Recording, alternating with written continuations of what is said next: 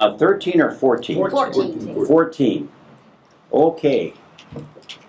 No, let me.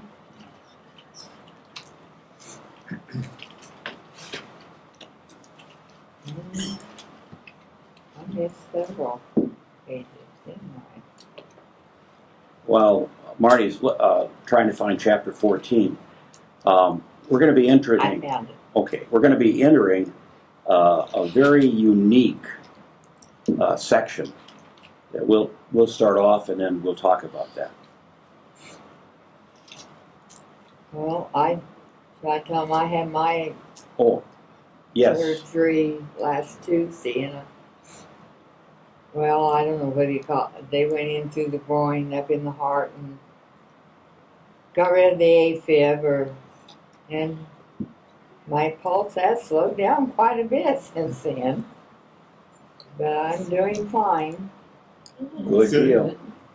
So you had a heart cath too? Yeah, what they call an ablation.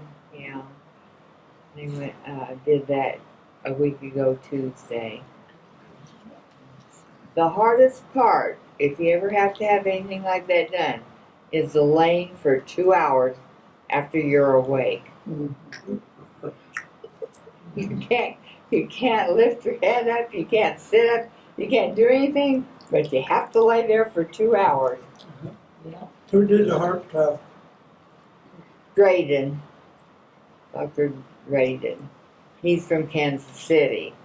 Yeah, he's out of Kansas City. He comes to Wesley every Tuesday with his team of surgery team, and performs these procedures that she had done. And so far, so good. Yeah. Whereas the shock that they gave her here lasted about a week, and she was right back in. So the advantage for talking about things like this in a group is you learn from the group, because you learn about doctors and some of the Yes. places that butted up against some question marks. So, I mean, because we didn't want to interrupt what we're here for. Yeah. But it's good to know. Well, you couldn't How ask everyone's for a doing. better group of people. Particularly that surgeon, he was great. Okay, well, I'm anxious to get into chapter 14. Let's go. Me too. Now the Lord spoke to Moses, saying, "Tell the sons of Israel to turn back and camp before," okay, between Migdal and the sea. You shall camp in front of Baal-Zephon. thank God, and opposite it by the sea. For Pharaoh will say of the sons of Israel, they are wandering aimlessly in the land, and the wilderness has shut them in. Thus I will harden Pharaoh's heart, and he will chase after them. And I will be honored through Pharaoh and all his army, and the Egyptians will know that I am the Lord. And they did so. When the king of Egypt was told that the people had fled, Pharaoh and his servants had a change of heart towards the people, and they said, "What is this we have done, that we have let Israel go from serving us?" So he made his chariot ready and took his people with him. And he took 600 select chariots and all the other chariots of Egypt, with officers over all of them. The Lord hardened the heart of Pharaoh, king of Egypt, and he chased after the sons of Israel, as the sons of Israel were going out bodily. Then the Egyptians chased after them with all the horses and chariots of Pharaoh, his horsemen and his army, and they overtook them, camping by the sea beside Pi-Hahiroth. Pi-Hahiroth, in front of Baal-Zephon. Okay. Okay, let's let's stop there for just a minute. Have you noticed we have some redundancy? I mean, it started off by saying, the Lord hardened the heart of Pharaoh. And then again it says, the Lord hardened. That's because you've got some priestly writing and some Yahwist writing. There, whoever combined all these stories, didn't do a good job. They didn't have Google Translate or whatever, but you start getting these redundant things. Sometimes they tell completely different stories. In this case, the story is the same, that the Lord has hardened Pharaoh's heart. And now Pharaoh's saying, what did I do? I let those people go. We're going to start working for ourselves. So, go ahead. Well, they had to make Pharaoh madder than heck, so he would operate after Moses Yes. without even thinking, probably. Yeah. Yeah. As Pharaoh drew near, the sons of Israel looked, and behold, the Egyptians were marching after them, and they became very frightened. So the sons of Israel cried out to the Lord. Then they said to Moses, "Is it because there were no graves in Egypt that you have taken us away to die in the wilderness? Why have you dealt with us in this way, bringing us out of Egypt? Is this not the word that we spoke to you in Egypt, saying, 'Leave us alone, that we may serve the Egyptians'? For it would have been better for us to serve the Egyptians than die in the wilderness." So I'm going to pause there for just a minute because I really like the message approach here. When it said that when they saw the Pharaoh's army coming, the Israelites told Moses, "Weren't the cemeteries large enough in Egypt that you had to take us out here in the wilderness to die? What have you done to us, taking us out of Egypt? Back in Egypt, didn't we tell you this would happen?" So, they're not even across the river yet, and they're running the "I told you so." Didn't we tell you, leave us alone here in Egypt? We're better off as slaves in Egypt than as corpse in the wilderness. That's not an optimistic bunch of people. Okay. Have at it again, Marty. But Moses said to the people, "Do not fear, stand by and see the salvation of the Lord, which he will accomplish for you today. For the Egyptians whom you have seen today, you will never see them again forever. The Lord will fight for you while you keep silent." Then the Lord said to Moses, "Why are you crying out to me? Tell the sons of Israel to go forward.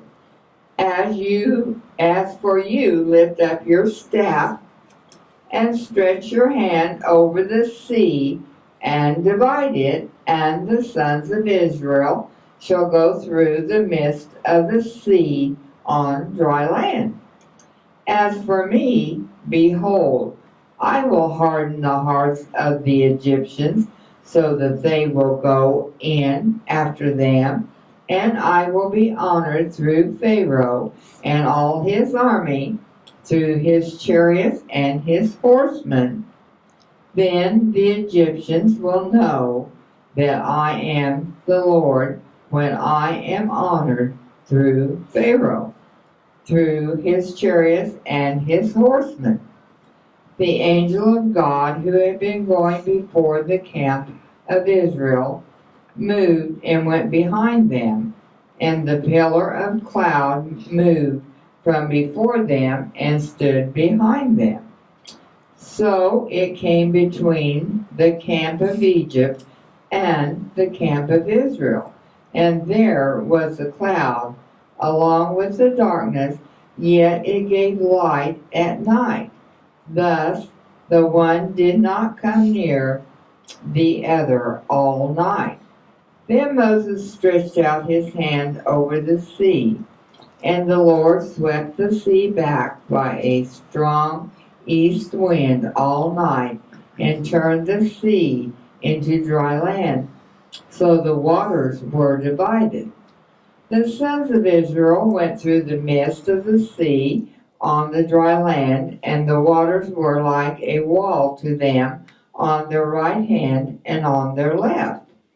Then the Egyptians took up the pursuit, and all Pharaoh's horses, his chariots, and his horsemen went in after them in the midst of the sea.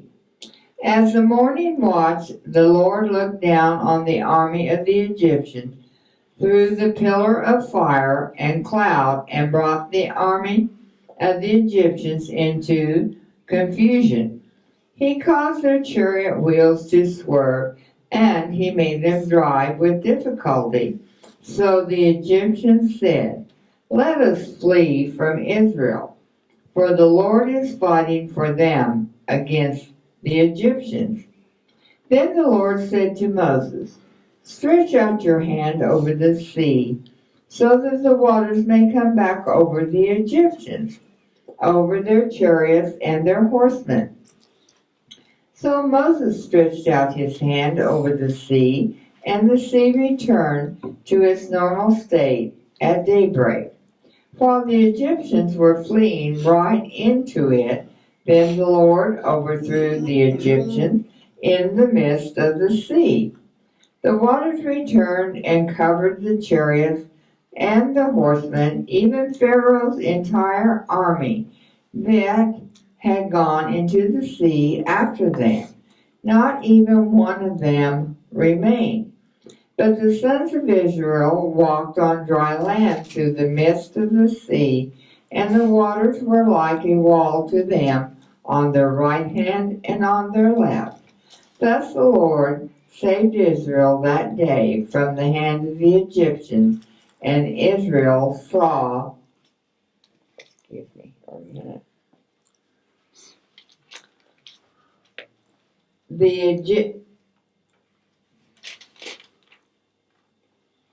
Egyptians, and Israel saw the Egyptians dead on the seashore. When Israel saw the great power which the Lord had used against the Egyptians, the people feared the Lord, and they believed in the Lord and in his servant Moses. Okay. In verse 24, my version is a little more, well, it reads, "and threw the Egyptian forces into a panic." Yeah, mine says confusion. Yeah, confusion. The now you picture the Israelites. They get to the water. There's nowhere to go right now. Pharaoh and his men are right behind them. So God takes that cloud and puts it, rather than leading the Israelites, he now has it between the Israelites and the Pharaoh's army. The pillar of fire and the cloud. Mm-hmm. And that means that Pharaoh can't get close to them, because they're not going to go through that. I don't know, it could have been a thunderstorm. You know, we had a pretty big one here a couple nights ago. You know, it could have been any number of things. But the thing is, Pharaoh's guys could see the cloud and the fire. It wasn't a sign just for the Israelites. It was also something that Pharaoh's army could see. Now, the next day, they start through the water. Moses lifts out his hand, the waters part, and the Israelites go through. Now remember, it's not just a small army of Israelites. It's all the men, the women, the children, and their livestock. They got to take their cattle, their sheep, their goats, whatever else they have, their kittens, their dogs. Those have all got to go through there. Now, And that mixed horde that went with them.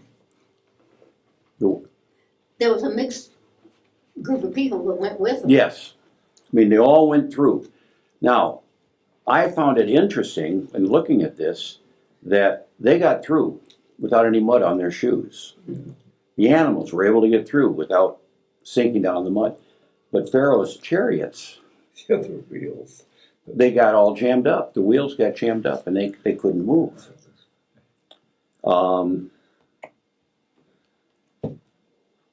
I don't know why that happened like that. But when I look back on I remember the storybook that we used in Bible study when I was a kid in Sunday school. I remember seeing pictures of the Israelites up ahead, moving right along, and Pharaoh and his guys are all stuck in the mud. You know, they've got whips that they're whipping on the horses. The rest of the Israelites are happily skipping along. Then when the water closes, the Israelites see the Egyptians' bodies washing up on shore. You know, their own chariots were really blocking them, and according to the scriptures. Those chariots were heavy. I mean, they weren't made out of balsa wood. No. They were made out of oak, and then they had gold on them or tin or something, you know, to make them look fancy. I mean, if They you, had what they called light chariots too. Yeah. It would have been lighter weight. But- Still, it would have been. they'd had to go back to get those. I mean, they want to show up at their best, their finest. And if you saw Ben-Hur, you know, you saw how those chariots looked. So, you know, it kind of creates a problem. You know, I hear people who are always going back trying to do archaeological sites or trying to find out where Noah's Ark was in it. I don't remember anybody trying to find out where the chariots are underwater. I mean, I would think that would be an interesting thing to try to discover. But we don't even know where the river was. I thought it was the Red Sea. The Red, well, it's also Reed Sea, R-E-E-D. That misinterpreted to say Red Sea. So, but it was a big water somewhere that they went through. And remember, Moses took them in that direction, which was a longer direction, rather than going north, which would have been a shorter direction. But Moses took them this way. And it's almost like he knew that they had to get rid of Pharaoh and Well, his the other men. thing was, if they'd gone north, they would have run into the Philistines. Well, And it said in here that God didn't want to do that because he didn't trust the people that much yet. well, He hadn't proved them. and guess what? He was right. Yeah, it was. Because after we get through 15, which is a long poem that Moses and Miriam, it's a song of Moses and Miriam. Now, who is Miriam? Moses' sister. Yeah, Scripture says that she was the sister of Aaron. But of course, Aaron was the brother of Moses. So I don't know why it doesn't say Miriam was the sister of Does it ever Moses. say that she was the one who watched the basket float down the Well, river? they said a girl. They didn't say her name or. Oh, I Yeah. always thought it was her. Yeah, it Well, was. that's because Sunday school probably had to tie those stories together. Over responsible big sister. Yeah. But you know, if she was the one who found the basket with Moses in The it, biscuit. if she was that one, imagine how old she would be now. Yeah. Well, wasn't she told by her mother to watch Moses in the basket Mm-hmm. Yeah. for the? Yeah, to see what was going to happen to him. Yeah, and then And then the princess found him and found adopted him him. and But she would have been very old by this time because remember, Moses left Egypt, went over and got married, and then came back. And they went through several plagues. And So now we'll get through chapter 15, and then we start into chapter 16, which is really a very interesting section, because a lot of the commentaries take that section where they're wandering, and the feeling was that these were a whole series of different stories that the writer put together. And many of the biblical scholars call this the time of murmuring. And we saw a little hint of that before they went through the water. What do the people do? They complain. Complain. Yeah, they were murmuring. Yeah. Who made Moses the boss? I think we're not wanderers and wonders anymore. Yeah, that's right. Yeah. So, but we get in here, and it's, I found it kind of fascinating that it's not really the journey of 40 years, it's 40 years of murmuring, complaining. Because as we get to the chapter 16 and on, every story is, we don't have any water. We don't have any food. We don't have any meat. Yeah, holy smokes, Moses went up that mountain, he hasn't come back down yet. Let's get that gold we took from those people and let's make something that is concrete. So, The thing that bothered me, or does bother me, even now, like when people are doing this kind of thing, they weren't just saying, I don't like what's happening. They're accusing him of, oh, you could have buried us there. Now you're taking us out here to die. It's like they imagined all sorts of scenarios accusing Moses of doing something wrong. yeah, they're murmuring Kids against will do that. Moses and against the God Yahweh. Kids will do that to you. Yeah. Well, they're young in the faith. And at this point, they really don't know God. Moses is the one, and Aaron, they're the ones who had some relationship with God. But the rest of these people, they just, and, thankfully, we don't find this in the church today where people are just complaining about. That's what this We don't.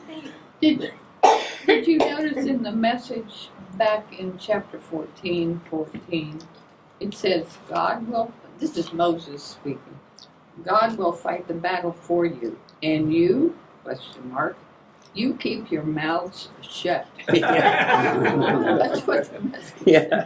What verse is that? 14. Okay.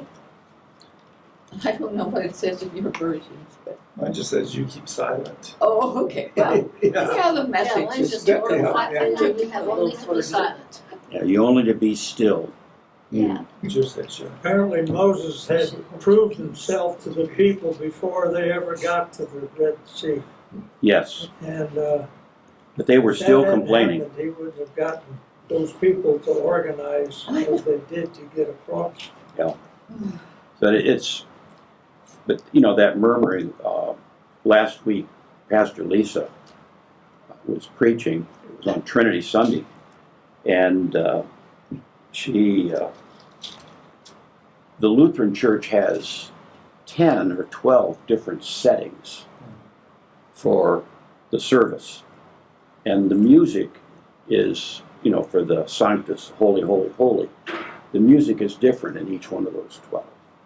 And for years, we've always used setting 4, and then setting 2 occasionally for like Christmas or Easter. Well, she changed the setting, and No murmuring there. she added a new hymn that they'd never sung. Yeah.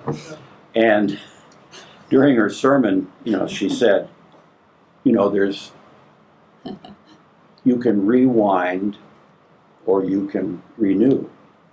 And she said, for a lot of people, when she had Pastor Schruppel, and there was a pastor before him, Pastor Tim, and now you got this young new pastor just out of seminary, and boy, she's changed she's introducing new hymns and changed the.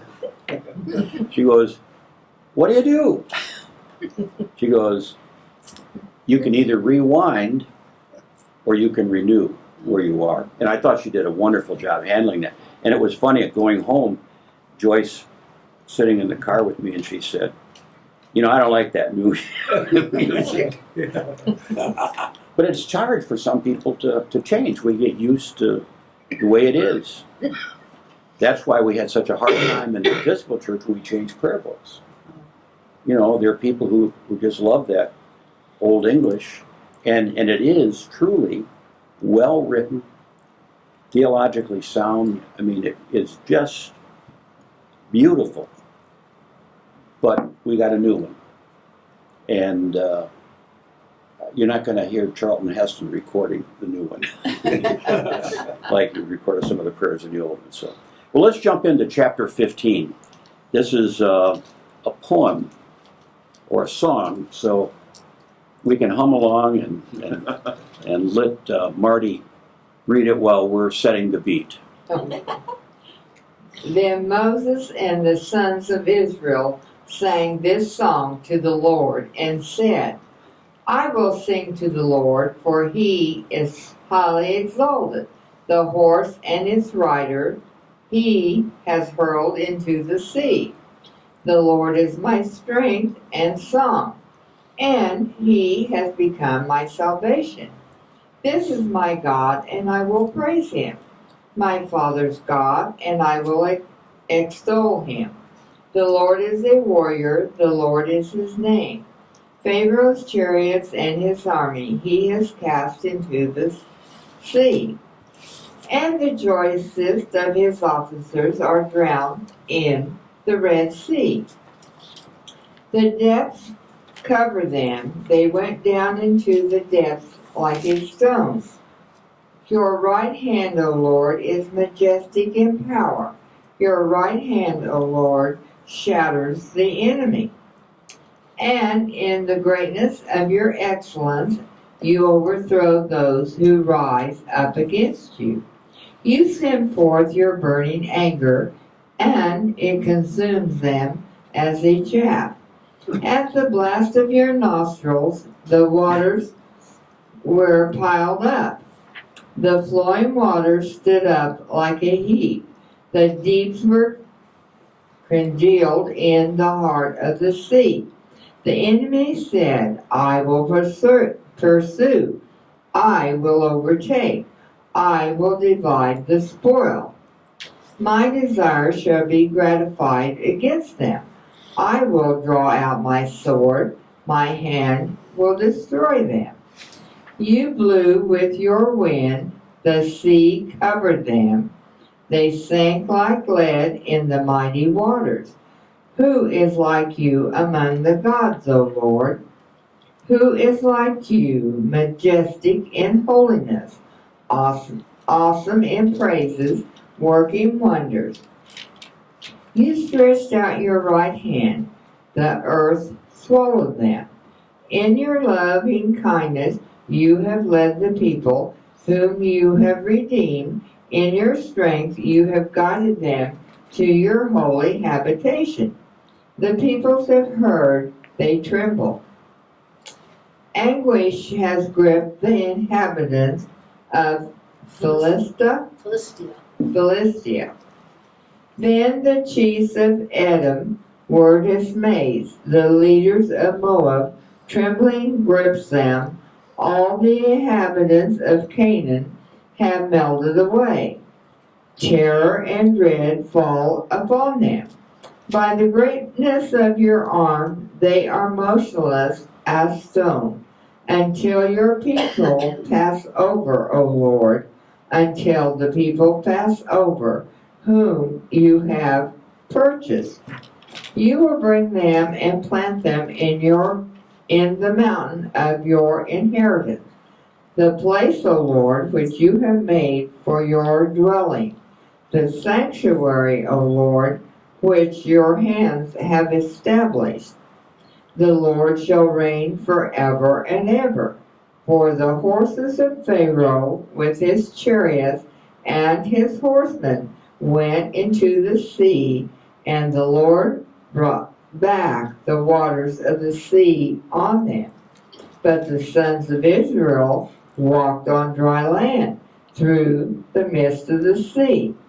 Miriam, the prophetess, Aaron's sister, took the Tambourine. timbrel. Tambourine. Or timbrel, you might say timbrel. That's what it's Timbrel. Timbrel. Timbrel in her hand, Okay.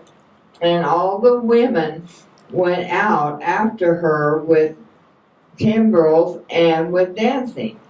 Marian answered them, "Sing to the Lord, for he is highly exalted. The horse and his rider he has hurled into the sea." Then Moses led. Let's pause there for just a minute. Okay. There's the passage that says Miriam, the prophetess, Aaron's sister. I don't know why it doesn't say Moses' sister, but it doesn't. But you can see what this, It probably depends on who wrote it. well, I mean, Yeah. you know, I can see where, like, you know, we have northern Israel and southern Israel. mhm. Aaron's more important in one, and Moses is more important in the other. So it depends who's telling the story. It's the priestly writer has done part of this. It's believed that the priestly writer did the first half of the song, and the Yahwist did the Elohist did the next part. But the section Miriam the prophetess sister, that's Yahwist. So that's Northern Kingdom stuff. Mm-hmm. And you know, she had her tambourine, and Miriam actually was Salvation Army. That makes sense. But the sing to God, what a victory! He pitched horse and rider into the sea. You can see how that would be used in a liturgy. I mean, it's kind of like the Lord be with you, also with you. Sing to God, what a victory! He pitched rider and horse and rider into the sea. She repeats in verse 21 what Moses sings in verse 1. Yes. 15. Yeah. That's kind of like it opens and you have the same thing at the closing. Mhm.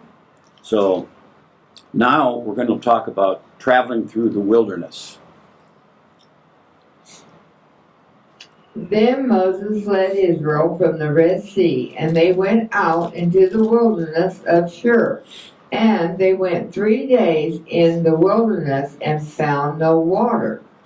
When they came to Moriah, they could not drink the waters of Moriah, for they were bitter, therefore it was named Moriah.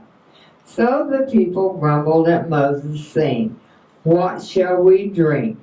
Then he cried out to them, "Lord," and the Lord showed him a tree, and he threw it into the waters, and the waters became sweet. There he made for them a statute and a regulation, and there he tested them. And he said, "If you will give earnest heed to the voice of the Lord your God, and do what is right in his sight, and give ear to his commandments, and keep all his statutes, I will put none of the diseases on you which I have put on the Egyptians, for I, the Lord, am your healer." Then they came to Elim, where there were 12 springs of water and 70 date palms, and they camped there beside the waters. Okay. Is that all they had to eat was dates? Well, they had Took a the bunch of fish with them out of the. they had the livestock with them, so they were probably you know, they had milk because they kept the cows who had threw a calf Yeah, you could milk that cow for a long time. Milk the goats too. Yeah, milk the goats. And Make cheese. yeah, because that goat cheese is really pretty good. The Spanish have made a fortune selling goat cheese to Americans who've never had that over here. Right. So, but here we are murmuring. They got to murmur, but they couldn't drink the water. It was bitter. That's why they called it. And the people complained to Moses. All right, so what are we supposed to drink? You know, but down about verse 26, God said, if you listen obediently to how God tells you to live in His presence, obeying His commandments and keeping all His laws, then I won't strike you with the disease I inflicted on the Egyptians. Priestly writing. They haven't received the laws yet. 10 Commandments is a couple complaints down the road. So, you know, when he says, if you obey my commandments, how do they know what they are? And he said, you know, follow my laws. How do they know what they are? Moses doesn't even know what. No. The only thing that Moses and the people should have known is, I am the Lord your God. You have no other gods before me. That's really the only law that they have had so far. So the writer of this just got ahead of himself several chapters. Well, yeah, it was the priestly writer who, you know, trying to make a He point. looked ahead. Yeah. He said, I want to remind you that something good's coming. I'm thinking they wouldn't have gone even through the sea if it hadn't been those Egyptians chasing them like dogs. Yeah. I think God had to use those to get them going. Oh, yeah. You know, Well, that's what he kept saying. He's hardened Pharaoh's heart to. they're ready to go back home to Yeah. Egypt. You know, they had to turn in their tracks and headed right back to slavery. I Of mean, course, Moses was listening to the Lord, yes, and he was being instructed, so he had a leg up on the people that he was in charge of. yes. And so And- that benefited getting things right. And remember, Moses was a stutterer. And, you know, it was, I kind of wonder, why did God pick Moses to carry the message? Yeah. Because, you know, he couldn't talk. After a while, Repeat stuff. So maybe that was the reason, you know, it's kind of like said it twice. well, it's, you know, people gonna, after a while, gonna say, I'm tired of listening to this guy. You know, spit it out.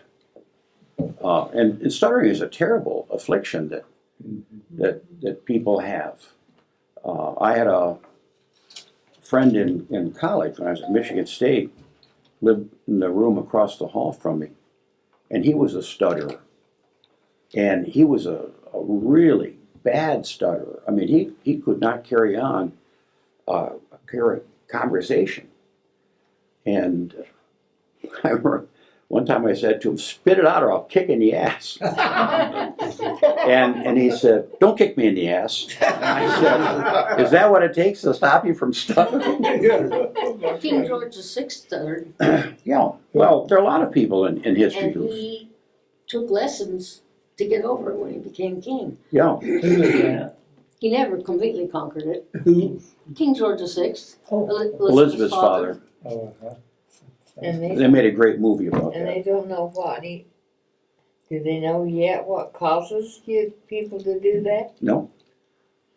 Nope, it's an affliction, and you can be trained out of it, but it's a long process. I have a footnote that's kind of interesting. It says, Moses repeatedly stresses that the people's grumbling is both against the Lord and heard by him, regardless of how they choose to describe their situation. Since the people are responding to the Lord's power as if it is disconnected from his person, Moses says that they will see the glory of the Lord, which is a manifestation of his presence. You know, I like the thing, disconnected from his person. you know, but you know, what that's saying is the murmuring, you know, God could hear the murmuring. Mm-hmm. And, you know, people were really, they weren't kind. And they Regardless were, of how they chose to describe their situation. yeah, so, all right, we'll pick up with chapter 16 next time.